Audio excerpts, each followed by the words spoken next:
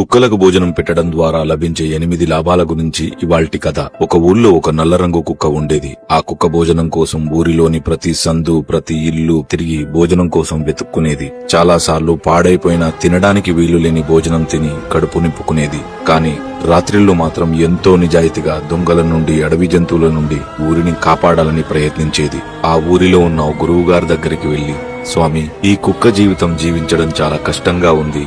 ఇది మేము చేసిన పాపమా, మాకు లభించిన వరమా అని అంటుంది. దానికి ఆ మహాజ్ఞాని, పిచ్చి శునకమా, నీకు లభించిన జీవితం శాపం కాదు. దేవుడి ప్రకారం మనుషు సంపాదించిన దాంట్లో మొదటి ముద్ద గోమాతకి, చివరి ముద్ద శునకానికి రాసిపెట్టి ఉంది. మూర్ఖపు మనుషులకు అసలు కుక్కలకు భోజనం పెట్టడం వల్ల ఎన్ని లాభాలు ఉన్నాయో తెలిస్తే అందరూ అదే పని చేస్తారు. అవి ఏంటో చెబుతాను విను. మొదటిది, కుక్క తనకు భోజనం పెట్టిన వారిని దైవంగా భావిస్తుంది కాబట్టి మనిషి వడ్డించింది ప్రసాదంగా తిని తృప్తిగా దీవిస్తుంది. రెండవది, శునకం కాలభైరవుని రూపం కాబట్టి శునకాన్ని ప్రసన్నం చేసుకునే వారికి శని ప్రభావం తక్కువగా ఉంటుంది. 3, కుక్కకు పెట్టిన ఒక్క ముద్ద వల్ల మనుషులు ఇంటికి, పంటకి, పిల్లలకి అన్నిటికీ కాపలా కాస్తూ నమ్మకంగా ఉంటుంది. 4, ఇంటికి జరిగే అరిష్టాన్ని ఆవు గ్రహిస్తే ఇంటికి పొంచి ఉన్న ముప్పుని కుక్క రానివ్వకుండా చేస్తుంది. 5, కుక్క ఒకే జంతువు మనిషి బాధని, కన్నీళ్లను కూడా చూసి అవి తొందరగా పోవాలని, నా యజమాని సంతోషంగా ఉండాలని మనస్ఫూర్తిగా కోరుకుంటుంది. 6, ఇంట్లో వాళ్ళు బయటికి వెళ్లేటప్పుడు బాధపడుతూ తిరిగి వచ్చాక ఎంతో సంతోషపడే ఏకైక జంతువు కుక్క మాత్రమే. 7, ప్రాణం పోసిన కన్నపుల్లలు పట్టించుకోకపోయినా పట్టెడు అన్నం పెట్టిన యజమాని కోసం ప్రాణాలైనా ఇవ్వడానికి సిద్ధపడుతుంది. 8, చివరగా కుక్క ఏడ్చిన ఊరు, ఎద్దు ఏడ్చిన వ్యవసాయం, ఆడది ఏడ్చిన ఇల్లు ఎప్పటికీ నిలవదని ఊరికే అనలేదు శునకమా అన్న విషయాలు గురువుగారు ఆ కుక్కకి చెప్పి తన వద్ద ఉన్న భోజనం పెట్టి పంపించేస్తారు.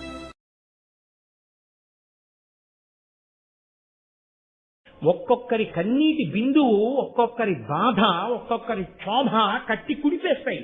అది మీకు జాతక చక్రానికి కూడా అందేదిగా ఉండదు. ఒక్కొక్క దోషం. కుక్క పరమ పవిత్రమైన ప్రాంగణమునందు ప్రవేశించరాదు. కుక్క వచ్చిన యజ్ఞ ప్రాంగణంలోకి, అది దేవశుని, దేవతల కుక్క అయినటువంటి సరమ అనబడేటటువంటి ఆడకుక్క యొక్క కొడుకు. ఓ చిన్ని కుక్క లేదా కుక్క పిల్ల, మగ కుక్క పిల్ల అనొచ్చేమో, సారమేయము దాని పేరు. దాన్ని కొట్టారు. 3 కలిసి కొట్టి తరిమారు. తరిమితే అది ఏడుస్తూ వెళ్ళిపోయింది వాళ్ళ అమ్మ దగ్గరికి. వెళ్ళింది దేవతల కుక్క దగ్గరికి వెళ్ళింది. వెళ్ళి, అమ్మా, నేనేమి యజ్ఞశాలలోకి వెళ్ళలేదమ్మా, ఏమిటి జరుగుతోంది అని అక్కడ నిలబడి ఇలా చూస్తున్నాను. జనమేజయుడి యొక్క 3 తమ్ముళ్ళు వచ్చి నన్ను తరివి తరివి కొట్టారమ్మా, నా ఒళ్ళంతా హోనం అయిపోయిందమ్మా అని ఏడ్చింది. ఇప్పుడు ఆ దేవశుని శరమ బయలుదేరి వచ్చింది. ఈలోగా యజ్ఞం పూర్తయిపోయింది.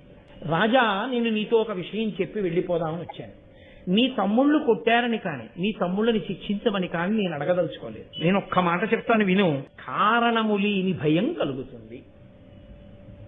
ఇంత పెద్ద మాట చూశారండి. కొన్ని ప్రాణులు మీ పట్ల ప్రేమతో ఉన్నాయో ప్రేమతో లేవో మీకు ఎప్పుడూ అర్థం కాదు.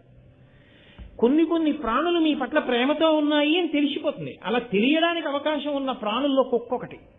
అది తోక ఊపుతుంది. తోక ఊపితే చాలా తెలిసిపోతుంది. పాండవులకు వారసులుగా జన్మించిన వాళ్ళు జనమేజయుని యొక్క సోదరులు 3 రాజులు సిగ్గు లేకుండా ఒక కుక్క పిల్లని తరుగుతారా? 3 రాజులు తరమవలసినంత పెద్ద ప్రాణి అండి. అల్ప ప్రాణుల మీద ఇంత పరాక్రమాన్ని చూపించిన నీకు ఆ కుక్క ఎంత ఏడ్చిందో ఆ ఏడుపు యొక్క ప్రతిఫలంగా కారణం లేని ఆపద వస్తుంది. కారణం లేకుండా ఇంత బలం చూపించావు కాబట్టి. రాజా, కట్టి కుడుపుతాయి. నీకు చెప్పేవాడు లేడు. నీ ప్రవర్తనని ఎప్పటికప్పుడు దిద్దేవాడు లేడు. ఉండి ఉంటే ఇలా జరిగి ఉండేది కాదు. ఇది ఆ కుక్క హృదయం. దేవశుని అందుకు చెప్పింది ఈ మాట.